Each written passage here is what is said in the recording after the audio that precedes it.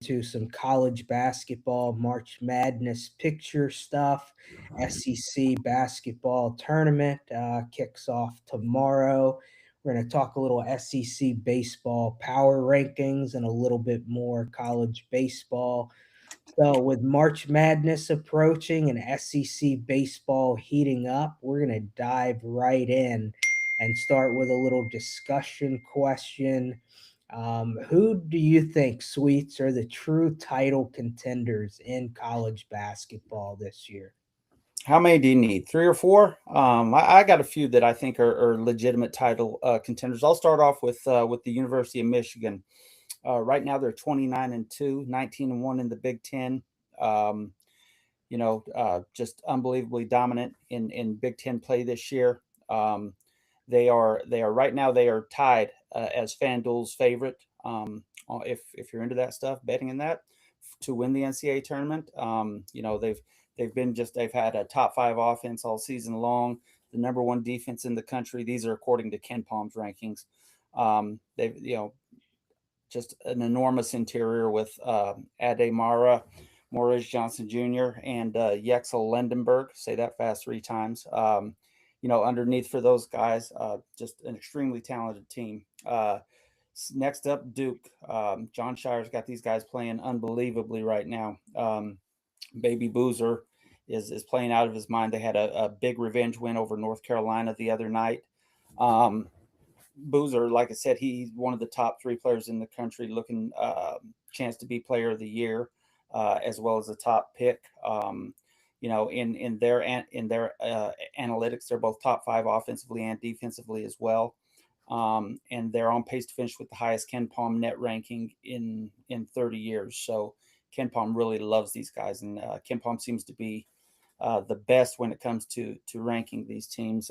My third team is the University of Florida, and I think Florida is playing better ball than anybody in the country right now.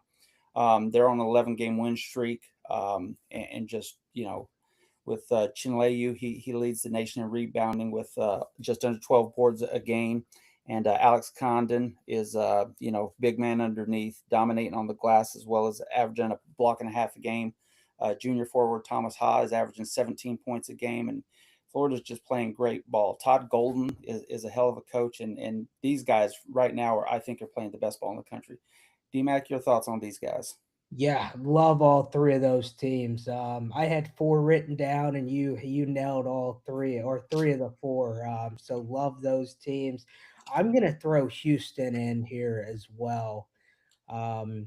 Kingston Flemings has been really good, averaging 16 and a half a game. Chris Sinak, 7.5 boards a game. Kingston is also leading their team in steals and assists, 5.5 assists, steal and a half a game. And, Kelvin Sampson, you can never count him out. Houston's going to be a two seed most likely heading into the tournament. He is he's a great recruiter, but what's even better is his in game adjustments in the games that really matter. You know, last year championship game they lost to Florida, but man, they had a perfect scheme defensively that entire game. So that would be the only team that I would really add is like, man, I would bet money on these teams to win a title this year. Those are the four teams that I love the most, and it's kind of funny. Three number one seeds and a number two there. Um, so I know you kind of talked about Florida. Do you think Florida's the best team in the country right now with the win streak they have I, going? I do right now. They've been just dominant. What they did to Arkansas and ACUF. They pounded Bama by double digits. Smacked Kentucky around the other night. I mean, 11 in a row. They are hitting their stride at the right time. If they breeze through the SEC tournament, they are they're a tough out, a really tough out. Who do you think is the best team in the country right now? I would go Florida or Duke right now. Florida's riding a really impressive win streak. Duke is, the Cameron Boozer is just in my opinion, been the best player in the country all year. So, tough to go against him. I think you could take either of those teams and probably a couple more and feel really confident with the pick there. But I really like this Duke team. Duke is Duke is my favorite. I'll just say that to win it all this year, which seems like probably a pretty easy cop out style pick, but man, this is my favorite Duke team in a long time. Yeah, they're good. And there's one more team, and they've won a few titles recently that nobody's talking about, and that's UConn. UConn's starting to come around a little bit. Hurley knows how to win titles, so it wouldn't be the biggest surprise if they won a title. I know they haven't been talked about in the upper echelons of NCAA hoops all season long, but they're like I said, they're coming around at the right time, and I think Hurley pissed them off a few weeks ago, and they listened to the message, so we'll see if they can't get on a little win streak as well. Yeah, let's talk outside of these true title contenders. Who do you think is a team that is ready for March? They're a team, whether it's the history of the program always plays good in March, the coach, or you just like this team to be good in the month of March here. Um, I'm gonna go with somebody like an Arkansas surprise team, somebody like Arkansas, a guy that's got a player like A Cuff or perhaps a BYU with a bunch of with an individual that can take over a game and dominate. Now Duke's got that guy in Boozer, um, you know, star teams have those as well, but with the A Cuffs and the Debonches and those guys like that, if those guys get hot, they can beat any team in the country. So, any particular teams you got on Yeah, watch for that could be a surprise team? I've got Kansas. I know they're going to be a 4 seed, so I wouldn't call them a huge surprise. But anytime you've got Bill Self, you look at his record against ranked teams in the top 10 when he plays them at home, unbelievable. He gets his team playing in the big moments. So I've got Kansas circled as a team there that I like as, a team who I guess should make it to the Sweet 16 based on, them being a 4 seed most likely. But I think they could make some noise. Trey White's looked really good, averaging, 14 and a half points, 7 rebounds, couple assists. Um, Kansas would be my team, though, for sure there. Yeah. And if you want to go a little deeper and talk about like some mid majors, you've got Miami of Ohio, who's undefeated right now. They're projected to be a 10 or 11 seed. They're scoring 90 points a game. They haven't lost. So, I mean, chances of them winning a national title aren't very high. But it's again, it's tough to bet against a team who's 31 and 0. These guys are playing good ball, and if they get the right bracket, they could, you know, they can make some noise as well. You look at the teams, the mid majors that's there every year. Gonzaga, St. Mary's more recently has done really well out west. St. Louis is 27-4 out of the A10. So there are a few mid majors that can sneak up and make some noise as well. Yeah, I love this St. Mary's team. I follow their baseball team pretty closely. Um, but they've got some studs, and I'm not even gonna try to. I can say Joshua Dent's name. A few of their other guys like Paulus, not even gonna try his last name, but averaging 20 points a game, almost 8 rebounds. And then you've got a guy like McKeever at center who's averaging 10 boards a game, about 10 points a game as well. This is a really good mid-major team that I think is sitting around that 2021 spot right now in the rankings and looking really good. So I know next later in the week we'll dive in a little deeper on March Madness. But while we're still talking a little hoops, I want to talk a little best offense in the country, and I'm going to go with the Michigan Wolverines here averaging 88 points a game, looking really good. Who do you think has the best offense? Well, Alabama leads the country in scoring with 92.1 points a game. Florida recently has been as strong as anybody. I think Florida has the best offense right now. They scored a buck eight, a week and a half ago against Arkansas. Scored 100, I think, a few days before that as well. So um, they're just hitting on all cylinders right now. So I'd say Florida. Yeah, and then best defense, I would I would go the Duke Blue Devils. You know, what a matchup that was a couple weeks ago when you had a high power, top 5 offense scoring wise in Michigan against top 2 or 3 defense scoring in Duke. That was a phenomenal game. So I think Duke has the best defense right now. Any thoughts on defense? They're ranked number one in the country for defense, so it's tough to go against that. But I'll bring up somebody you brought up earlier, Kelvin Sampson. Kelvin Sampson, is his teams defensively are always locked down. Locked down guys. He gets the best out of his guys. He gets those guys to work on both ends of the court. And I think when the chips are down, Houston's defense is the best in the country against anybody. Yeah, and then I kind of touched on this a little bit, but coach that you think is the best when it comes to March, I'm going to go with Kelvin Sampson at Houston. I know I mentioned Bill Self. I think a lot of him, but between the team and the way he coaches, I'm rolling Kelvin Sampson as my favorite coach. And there's a lot of good options here. So Certainly, certainly. I think that what was it? The best coach in the country right now? yeah. Um, I think as of today, it's probably Danny Hurley. I mean, he's got a couple of titles recently. His team's hovering around the top 10 right now.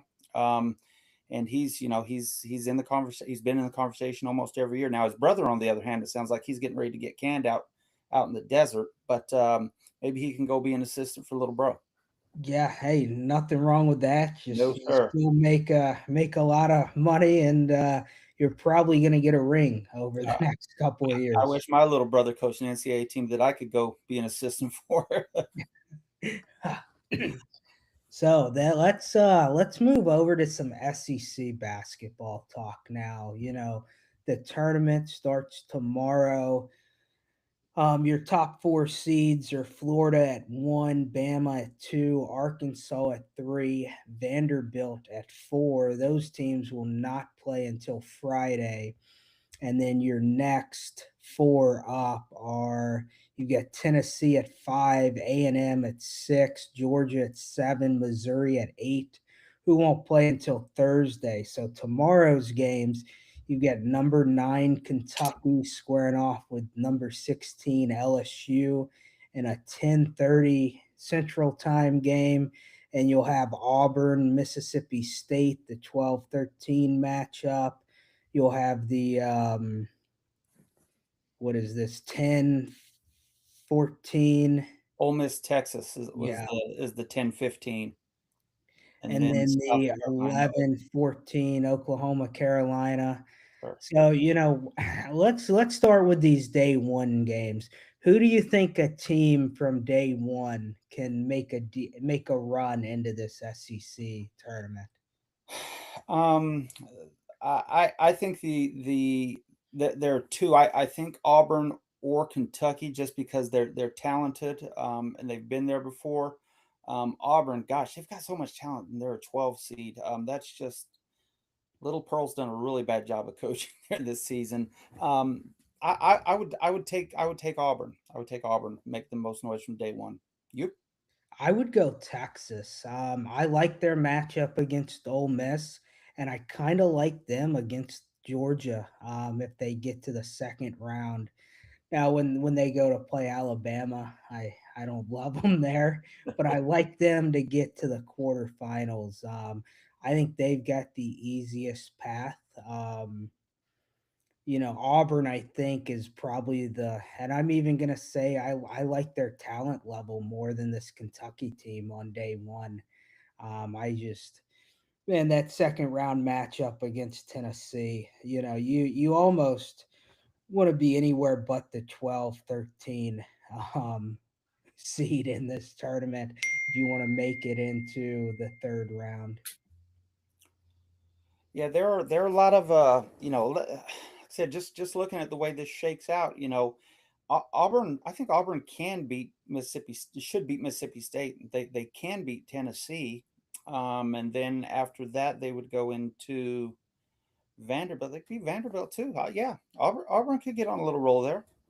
They could get on, and they're going to need to if they're going to get into the tournament. I know we're going to talk about bubble teams shortly here, but Auburn is definitely one of those teams to me.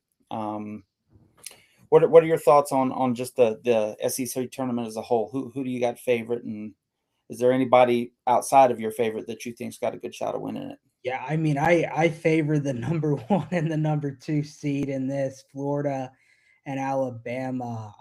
I do like Tennessee though. Um, I think realistically, you're not going to have a Wednesday team make it to the championship. I could see Tennessee, I like that Tennessee Vandy matchup. And, Florida's playing a little down in the semis. That leaves a little bit of room there. Maybe they try a few new things getting ready as a 1 seed. But Tennessee would be my team to make some noise here. What about you? Tennessee would be for me as well. I like Rick Barnes as a coach. Tennessee's not been awful this year, and at 5, they're certainly in a place where that they should win that first game in the second round, but then they got Florida, and that's a tall task. But if you beat Florida, it's there for you. Outside of that, I also like Arkansas with Acuff. Again, it's one of those teams that's got a star that can take the game over. And in the SEC, there's nobody better than him at taking the game over. So Yeah, and Texas A&M's another team. The job that they've done this year, playing buckyball, has really worked out for them in year one. certainly So yes. they've got don't know how deep they go in the SEC tournament. Yeah, that's what I think. If you're already kind of locked in, why give it? Why take chances here in Nashville this week? Just focus on making sure you're ready to go for March Madness. So while I do like the 1 and the 2 seed, I think a Thursday team. I think Tennessee may win this tournament. Um, If Tennessee does win it, where do you see them? let's see. That's kind of tough because they're sitting around a 5 seed now. Do they jump to a 3? Gee, I don't know. You look at the 3 seeds, I could see them jumping into a 4, which would mean, geez, Kansas or Texas Tech or maybe Virginia falling. I think Gonzaga's got a 4 locked up. I just, even with an SEC tournament win, I don't know if they would jump Bama, who should be a 3 seed, and Nebraska, Iowa State, and Purdue have all looked good. Like I think they can climb up to a 4, um, but I don't because I think they're probably the lower end of the 5 seeds. That's So fair. I would be tough for me to make the justification for them to be a 3 seed. Where would you see them? After listening to you, because I was going to say 3, but after you've just totally shit on my argument, I think four's probably a little better. And listen, they could. It depends on how because right now you've got Vandy who is seated, or they expected to be seated above them right now. You've got Arkansas, Alabama, and Florida. It depends on how those teams, and obviously some teams outside of the conference as well, that are seated at 3 and 4 and whatnot. But if it depends on how those teams look, it's not just as easy as if Tennessee wins. What happens to those 3s and 4s that are in there now? Do one of them get bounced early in their tournament, or one of the SEC teams get bounced in? Does Vandy lose in the first round and maybe slip to a five. Does Arkansas get bounced early and slip down to a four or five? I don't know. I think that Tennessee, if they win the tournament, I think they could possibly get to three. Maybe it'd be the last three, but three's a three. Yeah, three is a three. I completely agree there. So while we're still talking about some SEC hoops, who do you think is the biggest surprise team? Well, we'll do one positive surprise and one negative surprise here. In the SEC. Yeah. Positive surprise. The most positive surprise for me is probably Arkansas. I didn't know what to expect out of them this year. I knew they'd be decent. I did not know. I was not familiar with your game, Mr. Acuff, so I apologize for that. But you are a baller, and that's my biggest positive surprise. Who's your biggest positive? Man, I'm gonna take the low hanging fruit and take the Florida Gators. I expected them to have quite a drop off after last year's national championship, and they've really bounced back strongly. What was it? 10 games into the season, they were sitting at 7-3. Since then, they're 18-3 with a huge win streak going on now. So they would be my surprise, but I'm also going to throw Texas A&M in the positive surprise category. Bucky McMillan, great coach.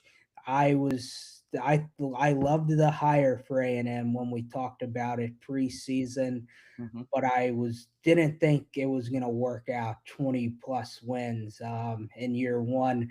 They're sitting at 21-10. So those would be my two biggest positive surprises.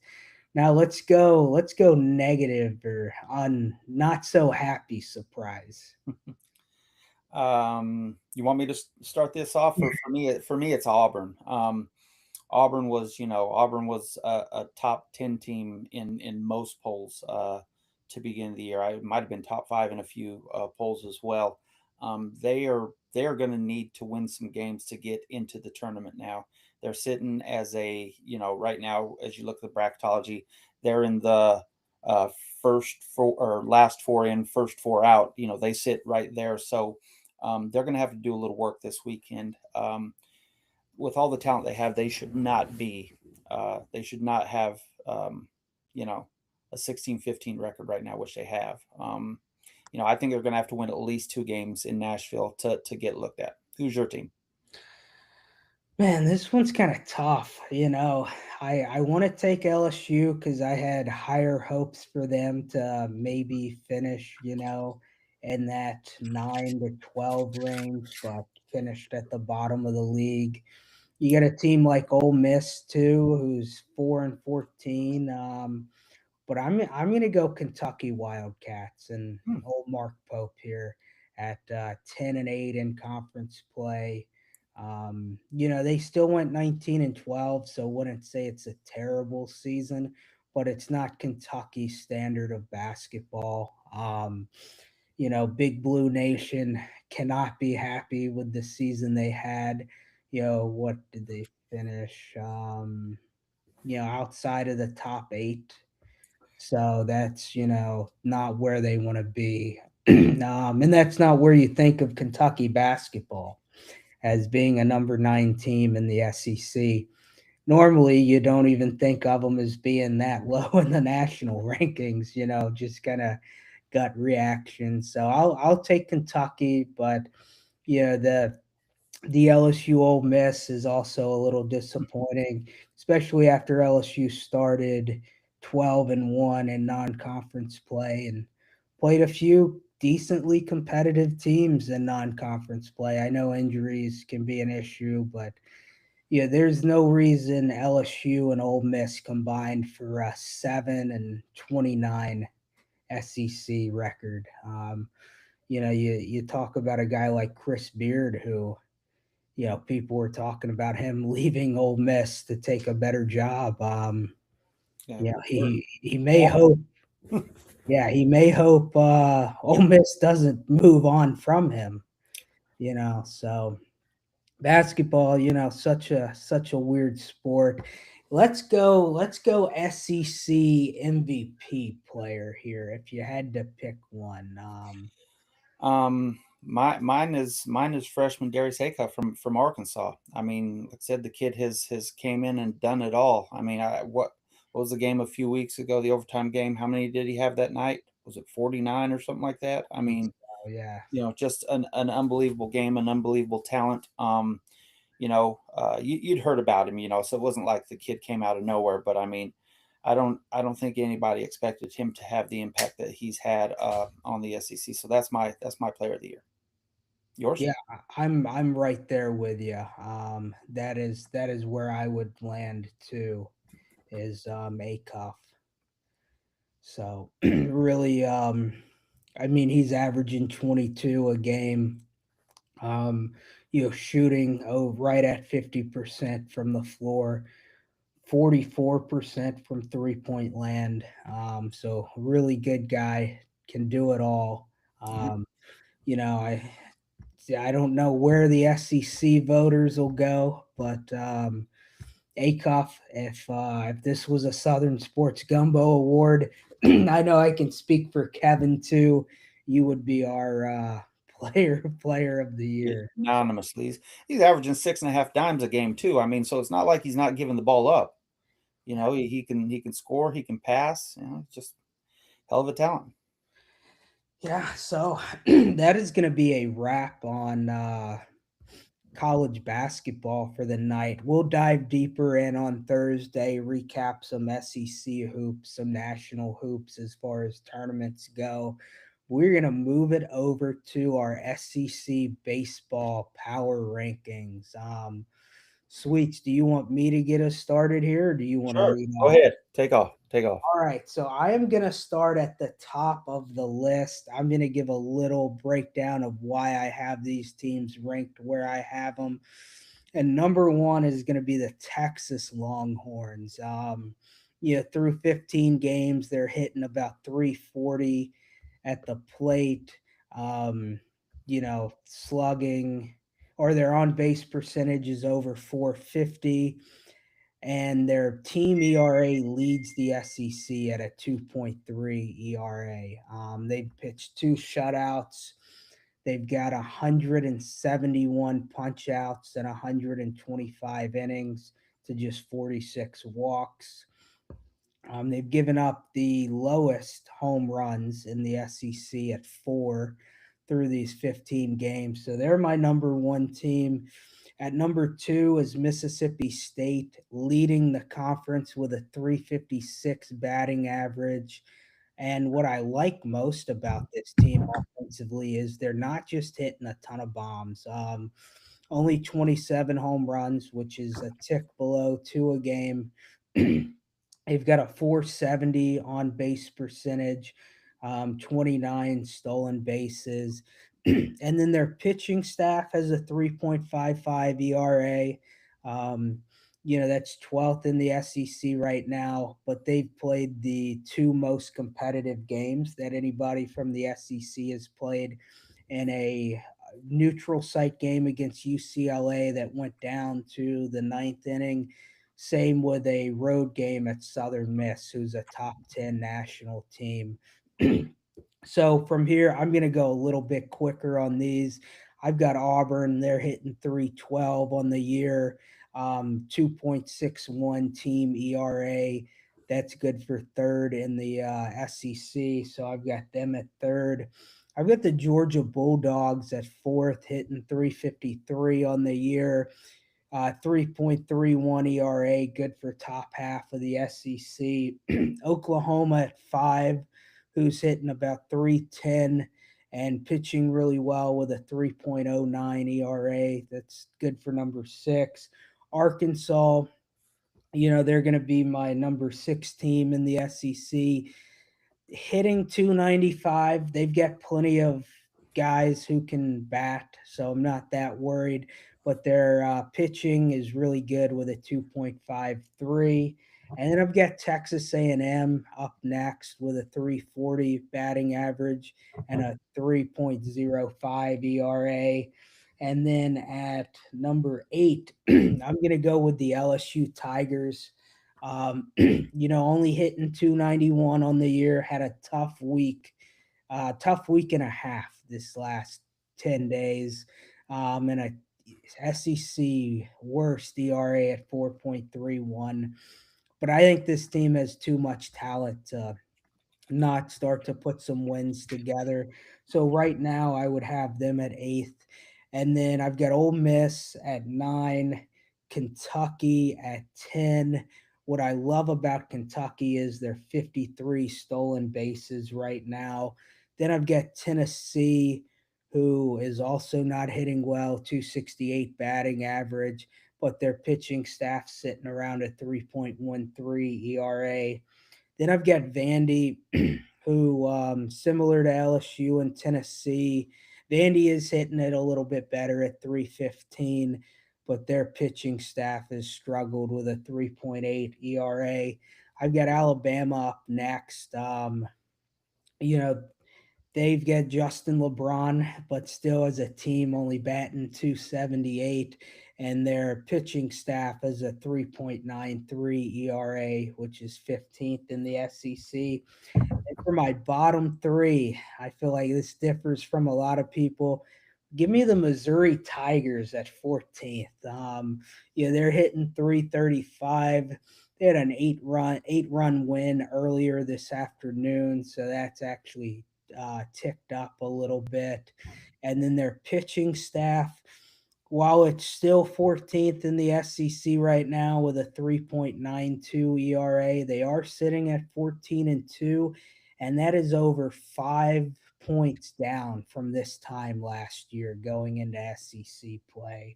And then I've got Florida after their struggles to High Point, 3.47 ERA.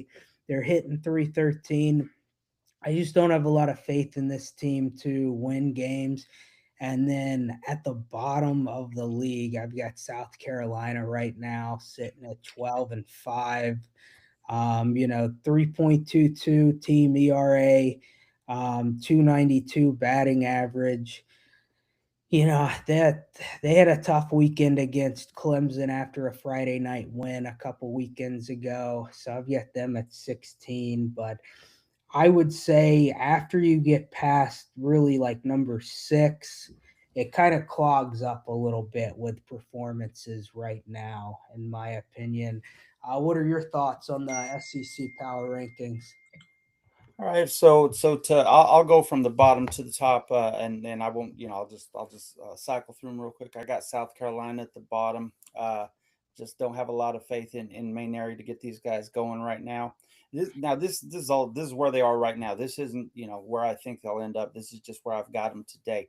At 15, I've got Mizzou. I know they've been fantastic. 15-2 in non-conference play. Conference play starting. We'll see what happens now. At 14, I've got the Gumps or Alabama. I beg your pardon, people. I apologize. I've got Alabama at 14. They're sitting at 14-3 right now, and outside of Justin LeBron, they just can't get it going. At 13, I've got Vanderbilt. Now Vanderbilt is the one that has really surprised me so far at 10-7, and they probably should be ranked lower right now. But I just, Tim Gordon's too good a skipper to let these guys continue to play like this. So I think Vandy will be fine. At 11, I got Florida. Florida's going to be all right too. I'd like to see them fail, but they're just too good a program to play this badly and continue to play this badly. At 10, I've got Kentucky. Let's see, was that 10 right? Yeah, I've got Kentucky. I like Mingione, and he's going to be fine. At 9, I got Tennessee. Elanders still finding his footing up in Knoxville, but I think they're going to be all right. At 8, I've got Ole Miss, or 9, I got Ole Miss. Again, another team that I think is going to be all fine. I think Bianco will get these guys rolling come SEC play, and they'll be there come regional time.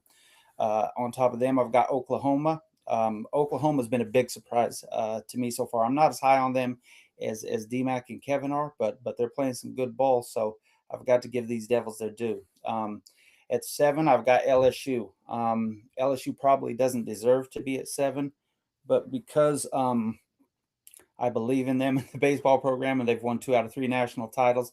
They get the benefit of the doubt here on Southern Sports Gumbo. At 6, I got Texas A&M. Things are looking up for the Aggies in baseball. They're hitting the ball well, got a ton of talent, and they're starting to play a little better. At 5, I've got Arkansas. They've struggled a few times this preseason, but again, now's when the big boys show who they are. At 4, I've got Auburn, hitting the ball well, looking fantastic. At 3, I've got Georgia. Georgia's starting to hit the ball. People were concerned early, but they play in that little Cracker Jack box of a stadium, so they're going to hit a ton of bombs this year, and they'll be fine. At number 2, and this is probably the best number 2 team in the country, Mississippi State. Mississippi State has lost 2 barn burners at the end. Otherwise, they'd be undefeated. And one of those games was to UCLA, who's the top team in the country. So there's no shame there. And at number 1, I've got Texas. Texas is hitting the hell out of the ball. Their pitching staff is deep. They're the most talented team in the SEC, and they're playing like it right now. So DMAC, those are my teams. I don't expect it to look this way at the end of the season, but that's where we are right now. Yeah, I'm with you. I do think Texas and Mississippi State finished the year very close to the top. You know, there's I'll break this into tiers for us on our next show when we kind of dive into some of the previews for this weekend. Man, there's a lot of teams that are in a really similar situation right now in the SEC. Feel like you've got maybe three or four that are above everybody, maybe three or four that are going to be that lower tier, and then just a jumble of teams, anywhere from 8 to 10 teams that are all really similar right now. I do want to give a little preview of a few of the matchups. We won't really dive into them too much. We'll save that for Thursday. You've got Mississippi State and Arkansas squaring off this weekend in an opening weekend matchup. You've got A&M and Oklahoma, and then for another ranked matchup, you've got Tennessee and Georgia. So 3 really good series. Another series that I'm interested for is Auburn at Missouri. This is a Missouri team that's much improved, but how will they look in SEC play is a question I think everybody has for them. So we've got it's SEC baseball season, conference play now. So really, really good weekend. You've got teams like LSU and Vandy playing in Nashville this weekend. Neither of those teams are where they want to be right now. No, it's important for both of those coaching staffs and teams and fan bases to win a series this weekend. So, you look at 2 teams that aren't where they want to be. Who's going to be moving towards that this week? So, I know we'll dive into these weekend series on Thursday, but any other SEC baseball thoughts before we have a little general baseball talk? No, I think Mississippi State is they're looking fantastic right now. If they play Texas, that will be one hell of a series. They Mississippi State just beat the brakes off Lipscomb this weekend, 43-7 over the 3-game series. Beat them 26-0 in the last game of the series, which is probably more than their football team would have beat them by. So, you score 26 runs in a college baseball game. I don't care if you're playing a JUCO team from Alaska. That's a lot of runs to push across the plate. So, very impressive by Mississippi State. Anything from you, DMAC? Yeah, and we kind of talked about this pre-show, but baseball is a sport where it's not like football. I think you referenced Northeastern and LSU. Yeah, Yeah, correct. LSU football wins that 100 out of 100 times. But in baseball, even with the talent, you're probably looking at a 75, 80, 85 wins. That's the fun of baseball. On any given day, anybody can win. You're never gonna see see David beat Goliath on a football field. I know there's the stories, but like in reality, I mean, is yeah, Cal Poly ever gonna go travel to Indiana or Michigan and beat them on a football field? No. exactly. Like Stanford beat USC, what was it, 20 years ago or so, 15 years ago when Harbaugh was coaching there and they were like a 40-point underdog or something like that, which is unbelievable. But we're talking about teams that are playing against the defending national champion LSU. These teams are, of kids that they don't. Some aren't even on scholarship. A lot of these teams are below what would be considered mid-major. But every year LSU loses to a few of these teams.